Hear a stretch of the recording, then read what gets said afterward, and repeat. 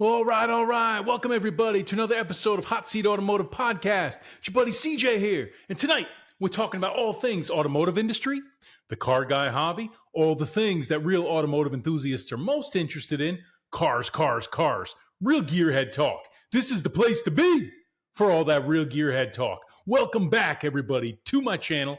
For my returning subscribers, thank you so much. If you're new, give me a like and subscribe. Be sure to leave those comments. Guys, around here, we get into it. We talk about the automotive industry. We talk about cars, motorsports, automotive events, all the things, as I mentioned, that real car guys, real car girls, real gearheads love talking about. So come on, let's go ahead and get into it. Guys, I'm so grateful and happy to be back. Your buddy CJ has been busy. I've had road trips, rallies, motorsports events, business trips. I've been busy. I've been all over the place. Things going on the personal front. But you know, among other things, I am a true car guy and gearhead, and I am all about staying connected with you guys. So listen, I am glad to be back on the channel, hanging out with all my friends and subscribers. Welcome back, everybody. Let's get right into it, and let's have some fun tonight. Guys, for tonight's episode, what we're going to do is we're going to go car shopping. You know, one of the things we do as car guys is when we're not driving our cars and we're not working on cars, we're thinking about cars and we're looking at cars. We on Auto Trader. Come on, be honest. We're on Facebook Marketplace. So tonight, what your buddy CJ did, I picked 5 cars almost at random off of Facebook Marketplace. We're going to look at them together. I'm going to tell you what I think, what I did. Now, here's the ground rules, right? Number one, I picked 5 cars nationally off of Facebook Marketplace that were of interest to me. I did not study these cars. I did not do research on these cars. I didn't even barely read the ads. I took a peek at it, but I haven't studied these cars. Listen, I don't have any notes. I'm freestyling here. You know your buddy CJ keeps it real, keeps it natural, folks. We got to keep it natural. Listen, what we're going to do here, guys, is kind of take a look at these cars together. I'm going to tell you what I think, why they're of interest to me, why I would or would not pursue buying one of these cars. But most importantly, I want to know what you think. What do you think about these listings I'm pulling up from Facebook Marketplace? Are these cars you would consider? Why or why not? Am I thinking about it the wrong way? That's okay. We can disagree, but you got to leave me those comments. Come on. And listen, guys, let's keep it fun. Let's keep it light. Keep it positive. Keep it pushing. And let's get right into it. So, guys, tonight we're looking at 5 cars off of Facebook Marketplace that your buddy CJ thinks are super interesting as a gearhead and as a car guy. But the question is, are these cars that you should buy? Why or why not? I'm going to tell you what I think, but I want to hear from you too. Let's get right into this. Come on. You know, on Hot Seat Automotive Podcast, we look at these things together. So first things first, guys, what are we looking at here? We are looking at this. I'm just making sure everything's working. Yes, it is. We're looking at a 1990 Porsche 944 Turbo for $38,900 out of Charlotte, North Carolina, in this case, saying it's got 91,000 miles on it, manual transmission, red. We're looking at guards red, according to the listing, with a black interior. How classic is that for Porsche fans? Absolutely. Now, one of the things I like about this car, number one, it's a retro Porsche. Number two, it's got that rad element to it. Number three, it's not just your everyday 911 or Cayman. Listen, this is an unusual bird if you don't know it. It's a 944 Turbo, which I don't have the numbers in front of me, but there were not as many. Let's see what this fellow says in his description. One of 44 examples imported to Canada, 0 to USA for the 1990 model year. So there you go, right? This guy is saying there weren't many in 1990. It was relocated to Minnesota in 2016, guards red, turbocharged 2.5-liter inline 4 paired with a 5-speed. So what you don't get in this Porsche, in this 944, is the horizontally opposed boxer engine, if you will. You're getting an inline 4 turbo, so it's something, again, a bit different. The engine's out front in these, right? We're talking about a front engine Porsche, not a rear or mid engine, okay? Let's see, 5-speed manual transaxle with a limited slip differential. Features include and the guy goes on and says the timing belt was changed and new brakes installed in 2022. What I was getting at was he lists all the features and options. I love Porsche guys. Look at this. He's got, I believe, like the number 139, the 220, the 288 that he has listed in this listing out of Charlotte, North Carolina. I believe these are the original factory codes associated with those options. So that's pretty cool. Let's take a look at it.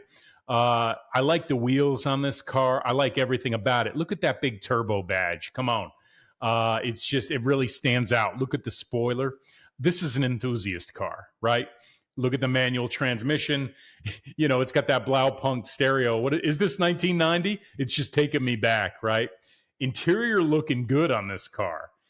So many times, these seats get worn out. I don't know if these are original seats or not. I don't know if he says anything about that, but that's a good looking interior. I know it's an online listing. Until you go look at it, you really don't know.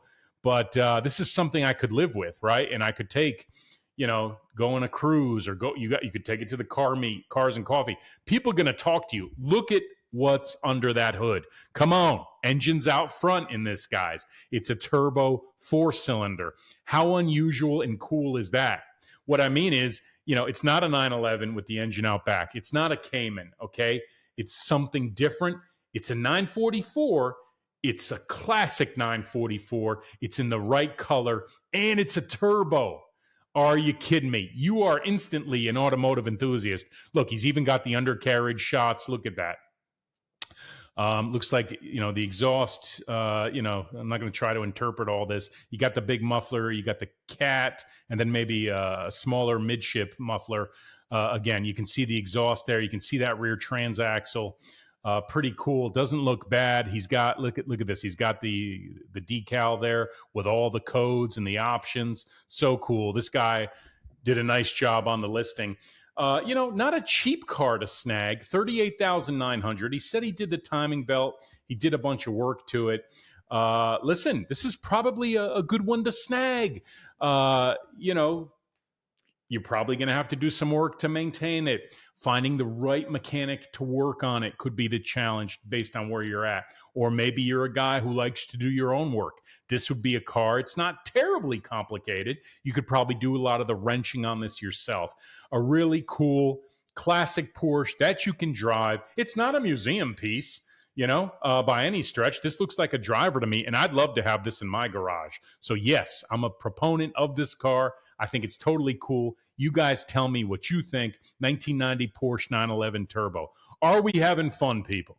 You tell me. Who's having more fun than us tonight? Nobody. Let's keep going. Your buddy CJ going to give you that second pick on my list of Facebook Marketplace cars that I snagged as looking interesting, and I want to look at them together with you tonight. Look here. We've got a 2005 Pontiac GTO Coupe 2-door for $25,000. This one's located in Suffern, New York, Northeast. Okay, driven 58,660 miles. He says he's got a clean title. The vehicle's paid off. Car has the following mods. I was just about to say a couple things on the GTO. Where do I start? Where do I begin? First of all, when these cars came out, when they brought back the GTO, I wanted to like these cars more than I did. How do you like that? Hear me out, guys. I'm not hating on the new GTO. I say the new GTO because this one's an 05. It's not a new car. But this is the newer GTO when Pontiac brought it back as this muscle car variant, if you will. V8 rear-wheel drive. Look, the styling, though, didn't really do it for me. What I like about it is that this car is a classic sleeper from the 2000s. Can we at least agree to that? I would always say, the guy's got a video, which is kind of cool. You can see he did a real nice job with this listing. But guys, the styling on this kind of has that curvy late 90s, early 2000s orb kind of styling and shape. It's understated. And for many of you, that's totally cool. And listen, I can kind of dig that as well. But it was a little too much understated for me to really be all in on this car. They've grown on me in time. The other thing I'll say is with this car, not a lot of them survived unmolested, unmodified. Now, this fellow, and you guys probably just saw it in the photos, he's got a Pro Charger on it. My buddy here says he's making 475 rear wheel horsepower. How much fun is this car? I bet it's a blast to drive. He's got, as I mentioned, a little over 58,000 miles. You can see that Pro Charger sitting here. All right. She's got a power adder, boys, belt driven. Look at that. I always ask myself when I see these cars, though, that have got a power adder, who did the work? What's going on with the internals? All the things that real car guys would think about, you got to question. And listen, it's part of the hobby, right? You buy a car like this, it's sharp. He's got the aftermarket wheels. I notice he's got some aesthetic mods. He's got the engine mods. He's saying, he's got the Corsa X pipe, axleback mufflers, upgraded head unit with CarPlay. Are you kidding me? This one has CarPlay. That's a nice ad. He's considering trades as well, which is kind of interesting. He says he owned it for 2.5 years and he's just ready for a change. Listen, I have no reason not to believe my boy here, and I'm sure this is a great car. He's got, as I mentioned, the Pro Charger, high flow fuel pump, G-Force one-piece aluminum drive shaft. This car, drilled and slotted rotors, blah, blah, blah. He's got the wheels. He talks about the wheels. A lot has been invested in this car, and I bet you it is an absolute blast. Imagine dailying this thing, and it's got some practicality to it.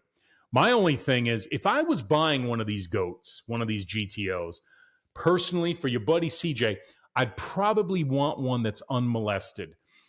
To me, and not taking anything away from my buddy's car here, but, I look at a car like this and I say, there's not many of these left unmolested. By the way, look at that interior. Did this come with the blue interior? I don't remember these having a blue interior, for example, with the blue paint. Maybe they did. Leave me comments if you're an expert on the Pontiac GTOs. But I don't think, that's just my impression. I don't remember seeing these with the blue interior, matching the body. But listen, I would say this is a coupe sleeper with like a Corvette and a power adder under the hood. I mean, that to me is the coolest thing about these GTOs, is the fact that they're somewhat, kind of really cool sleepers. Nobody expects you to have all this performance. This one's an automatic. Some of you guys like the 3 pedals. So that's another consideration. But listen, to each his own. And if you're looking for a car that's different, not everybody has the 6-liter Pontiac GTO from this era. This one's already got a lot of the mods. If you're into the mods and the power adder, this could be a really cool one. For me, I'd say it's probably not the right GTO. This car did catch my eye. I like what my buddy did here with the listing and everything. Probably not the right one for me, just because I think I'd want one in stock form. Let me know what you guys think. But listen, guys, we're not done yet. And did I tell you the price? He wants $25,000 for that. Listen, we got to keep going. I got 3 more cars. Your buddy CJ keeping it real. Just what we do. We look at cars. We talk about cars. What else do we do? Come on. Let's keep going. Let's look at number 3 on my list. And you guys give me your comments and tell me what you think. Now, listen, I'm about to go out on a limb here. Come on, guys. What do we got here? Pardon me? Do you happen to have any Grey Poupon? We're looking at a Rolls-Royce Silver Spur 1983. Look, the guy even said Grey Poupon in his listing. He wants $5,500. He's in Murrells Inlet. Who knows where Murrells Inlet is? That's South Carolina, down by Myrtle Beach there. Listen, you can be as bougie and fancy as you want in your Rolls-Royce Silver Spur for $5,500. But I did take a peek at this one, and you got to read this guy's listing. He did a great job, and he's hysterical. But this is a project car. So first glance, look at this thing. It's just so classic. Look at the grille. Are you kidding me? In the 1980s, where was this car? This car was at the country club. This car was, in the upper crust of society. And here it is for $5,500. But she's a project car, guys, and she's not running. It says he lost the spark. He's thinking it's an ignition module. Oy, oy, oy. Listen, I am not a professional mechanic. although I've done a lot of mechanic work, particularly years ago, and I know that troubleshooting, oh gosh, look at that. So she's got the soft top. I think that's a simulated convertible. This was so popular in that era. A Landau top, whatever you might call this one. But you can see she needs some tender love and care. But, you get it running, and it's certainly a fun driver and an interesting, just 80s retro luxury driver. But troubleshooting an ignition problem, fuel problem in a car like this can be a challenge. And then you got to worry about getting parts. So there's a lot. One of the things, and look at the tray tables, the fold down tray tables. Are you kidding me? Like, this is wild. Looks like the carpeting's been replaced. Listen, 1983, you guys do the math. That's a long time ago. Who even remembers 83? But as you can see, it's seen better days. This car's, lived a long life. But look at those tray tables. It's like you're in an airliner. It's just a really interesting car from another era. You take on a project car like a Chevy Camaro or a Ford Mustang from the 80s. There's nothing courageous about that. You take on a Rolls-Royce Silver Spur from 1983, that's courageous. Like, that's deep water. Troubleshooting this ignition problem. Look, maybe it's $100 part that needs to be replaced. Maybe it's, ignition module. Maybe it's, it could be something with plug cables. It could be something with spark, like with coils. It could be so many different things, right? Forget about it. But having said that, do you want to be in that position to take on a project car like this? It's so incredibly beautiful, so incredibly classic.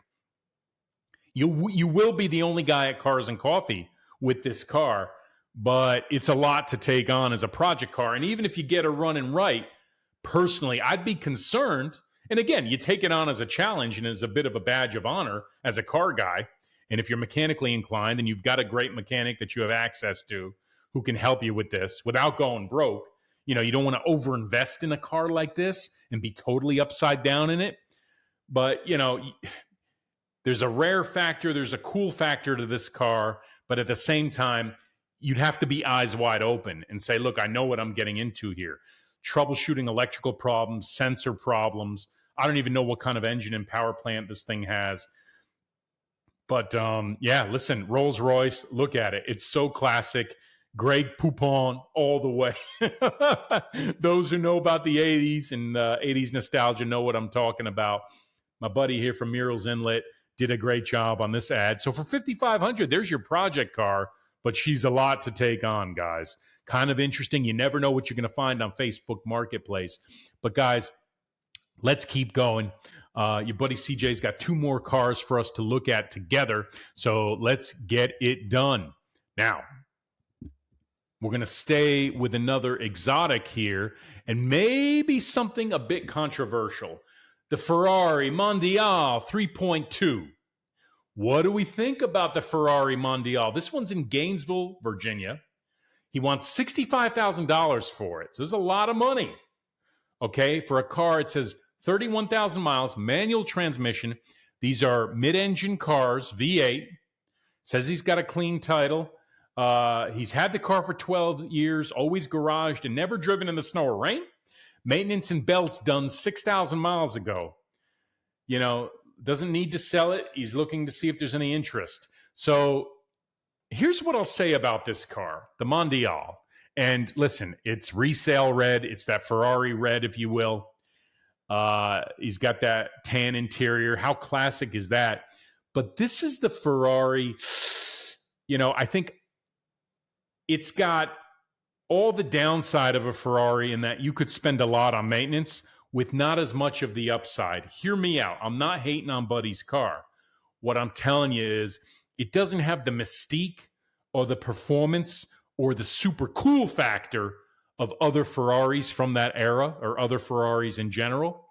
Yes, it's got the Ferrari logo, okay? And look, it's got the matching luggage. My buddy's got the matching luggage. How cool is that? Look at the manual transmission. There's a lot of upside to this car. I think it's got 4 seats, but there's a downside. Like this car, if you put it next to a Testarossa, if you put this car next to a 360, it just doesn't have the same mystique, guys. These were never performance beasts. You can see Mondial 3.2 Cabriolet. I think these cars have grown on me. I'll be honest with you. I don't hate on the Mondial, but I'm also not a huge fan. I think if I was in the market to spend $60,000 to $70,000 for a car from the Rad era, potentially a Ferrari or a Porsche or something like that, it probably would not be the Mondial. I think it is a conversation piece. You're going to get a lot of attention with it. Folks are going to want to talk about, hey, what is that? What kind of car is that? What kind of Ferrari is that? But it almost has like that, don't hate me for this, it almost has a kit car appeal as opposed to saying, that's a Testarossa. That's a 360, right? That's a 308. That's Magnum PI's car. The Mondial is kind of an oddball, guys. And I don't care if that's an unpopular opinion. That's just your buddy CJ's opinion. It doesn't have that mystique, cool factor, and aura as some of those other cars, the 308, okay, the 360, fill in the blank, Testarossa. Now, you might pay more of a premium for some of those cars, but I would say to you, if you're seriously looking at this Mondial, and again, not hating on it, but you might want to think, here's the video my buddy did, and this looks like a really cool one. And if you love the Mondial and you really want to be different, go for it. Do you? I'm just saying there's other Ferraris, other exotics I would pick way before this one. Although I think the Mondial's in this newfound interest in the Rad era, in what was 80s, is now retro cool. Okay, I think a lot of people have now come around on this car and are kind of jazzed and into it. But I say beware of the Mondial because you get potentially downside of Ferrari ownership with not all of the upside. Like when a 430, a 360, a Testarossa pulls in, we all see it and woo, look at that, right? I know that's how I react when I see one of those cars. The Mondial, it's like, hey, look, there's a Mondial. Isn't that something? It just doesn't have that cool, sexy element that so many other Ferraris have for me. But listen, I want to know what you guys think. Check out my buddy's listing here. The car is available as of today out of Gainesville, Virginia. 65K, 1988 Ferrari 3.2 Mondial. Mamma mia. It's an interesting car. Just probably not. It's interesting to me, but probably not the Ferrari I would buy out of that era. Guys, I got one more for you. Hopefully you're having as much fun as me because this is what we love doing as car guys. So let's pivot to the other end of the continuum, excuse me, around budget, which is a 1985 Alfa Romeo Spider Veloce convertible two-door, $8,500. And that's in Albemarle, North Carolina. So again, we're in the Carolinas a lot tonight. But $8,500, it says driven 39,500 miles. Is that original? Not sure. He says he just installed a new top, new tires, runs and shifts great. Okay, waiting on new seat covers. It's got the 4-cylinder fuel injected. Paint is pretty good for 23 years old. He doesn't need to sell, just testing the waters. So listen, this car, who's cooler than you driving around in an 85 Alfa Spider? I mean, this is a cool car. He's being transparent. He's showing he's got a little bit of damage there. But listen, the car is from 1985. Why wouldn't it have some damage? I'm not sure if it's a repaint because the numbers don't add up. It's an 85, and he's saying the paint is pretty good for 23 years old. So maybe that's because it's a repaint, or maybe that's a typo. I'm not sure. $8,500, and you've got a really cool little Italian vintage convertible. You're a member of the Alfa Romeo community, the vintage Alfa community, which is kind of cool, right? Looking close here. He's giving you some shots of the rockers, got the trunk. What do I think about this car? Listen, if I was looking for a driver, something to just kind of blast around in and have fun on the weekends, this car is really interesting and is talking to me. If you can fit in this car comfortably, depending on your size, here's his video. Look at the car, kind of cool on the inside. the Miata alternative. If you need the reliability of a Miata or something like an S2000, this is not the car for you. But if this is going to be like a weekend car, weekend blast, go to the car meet, tool around on the weekend with the top down and your shades on, this could be a lot of fun. Listen, it might do some Italian car things from the 1980s. Like, there could be maintenance challenges with this car. What is cost of ownership for these? I don't know. I don't know a heck of a lot about them, but I know that this is definitely an automotive enthusiast car. There's a lot of fun to be had with these. So again, $8,500. Maybe you could negotiate with the guy. For a car like that, just have an absolute blast. It's an interesting car. You're not going to see many of them. You can drive around all day in the weekend, and you will not see another Alfa Romeo. You'll see the Camaros and the Challengers and the Jettas and every other thing, right? You'll see Miatas left and right. How many Alfa Romeo Spiders are you going to see? You're just not. You can have a unique car. You don't have to go broke doing it, and have a blast with it. And if you're a guy who's mechanically inclined, this car could be a lot of fun. Guys, what do you think about my 5 picks? Super interesting cars off of Facebook Marketplace. I kind of grabbed them. Those were the rules. I didn't study them. I didn't make my final decision on them until I came on here with you guys, candidly, having fun together. Hot Seat Automotive Podcast, doing a little bit of car shopping together. Come on. Who's having more fun than us? That's what we do. Guys, leave me those comments. Give me a like and subscribe. You know your buddy CJ loves you, bringing you all that real gearhead talk. Guys, more episodes coming, more content coming. Keep the love coming. And listen, until the next one, I'll speak to you soon. Peace.